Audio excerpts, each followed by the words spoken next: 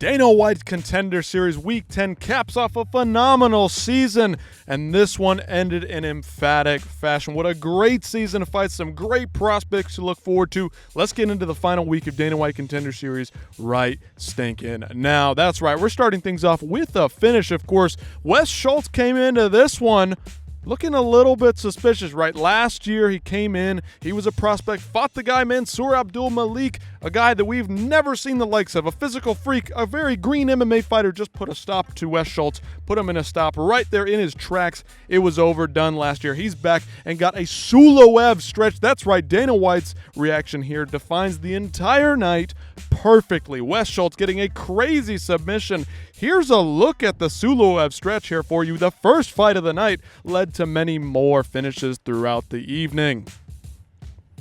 There he is, stretching it out, gets the tap. His opponent's coming off of the Cage Warrior circuit, right? That guy's a fairly highly touted prospect in himself. But Wes Schultz ended it in quick, emphatic fashion there. Now the next fight, not really much to speak about there. We don't even need to address it. Two heavyweights. One guy, a 23-year-old, fought through the wrestling of a Middle Eastern, Dagestani, Russian-type fighter. You know the drill. You know the kind of guy. He's a heavyweight wrestler who ran out of gas early in the fight. And the other guy, a European. I mean, he did his thing, did okay, but just not really impressive at all. We're going to move on from that one and keep things going right along. Of course, Yanni the Greek joined us tonight again. Of course, this guy always laying down the, I don't know, I would say the law, but that's not really it at all. He's missing on every other parlay. Doesn't really seem to know what he's talking about, yet they bring him on there because, you know, he looks like, who's that guy Jim Carrey played back in the day, you know, with the teeth? Yeah, that's Yanni the Greek anyway. Moving right along to another prospect, Oliveira here. He looked fantastic. He was walking his opponent down Valenzuela like Jason. I mean, this guy was coming steady, pressure, that pace. I mean, it was a little slow in the beginning. First round wasn't fantastic for the guy, getting clipped a couple of times. Valenzuela, tough out, gritty, tough, scrappy vet. I mean, Oliveira just put him away. He could not get away from Oliveira. Oliveira was just coming straight down the pipe with some of those shots. Clean, crisp, the head movement. It was all beautiful. Great stuff from Oliveira here in this one. I hope that when he gets into the UFC, he gets a little bit more aggressive. But, I mean, if he's going to just be that Terminator, you know, Jason type who's just walking at a steady pace and you can never get away from him, I can't blame him there. Not the most exciting style, but the guy's super dangerous. Look at this guy's face. You can see the finish right here. I'll take you right through it. We'll go through frame by frame. Here it is. Oliveira in the red, pressuring for a Valenzuela, throwing big, meaty hooks, and gets clipped on the way in with a couple-piece combination. Follow-up shots on the ground, and no nonsense. Keith Peterson ends it right then and there. Speaking of no nonsense, these guys came to fight. Rahiki and Mulumba. Mulumba almost finished the night on multiple occasions. One of the best rounds you will see in MMA. Go back, rewind it, rewatch this one if you're just watching the recap here. You need to see this one. Both guys looked absolutely fantastic round one. Mulumba was putting some huge shots on Rahiki, put him down multiple times, had him in danger on the ground. Rahiki, he just survived. Is there any other way to put it? I mean, this guy fought back every chance that he had. The referee said move, he moved. The referee said it's almost over, he said absolutely not. We're going to spinning elbow out of this one. He got the finish in round two. Watch this follow-up combination with the overhand elbows. Oh, my word. The pressure up against the fist.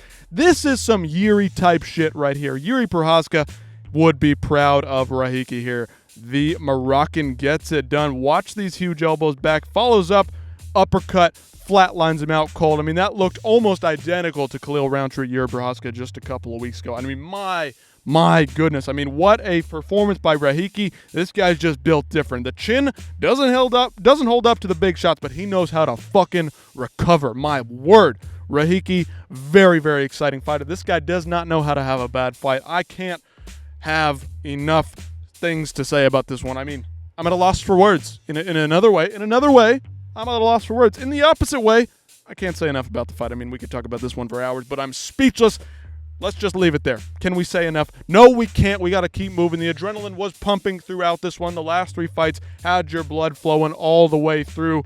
Great fight. Kwan Wan-Il coming out of the One Championship Series. This guy has been phenomenal in the One Championship rankings. Does not ever put on a bad fight. He put on a great performance here. Head moving, bobbing, weaving. His opponent, Juan Diaz, had nothing for the guy in certain moments. But then, out of fucking nowhere, lands this huge spinning back elbow, finishes the night in devastating fashion. Take a watch, take a listen for yourselves. This is devastating. Absolutely crazy, the sound coming off this shot. Take a listen right here. I mean, the suspense is building. The anticipation is building, and we're going to go see it again right now.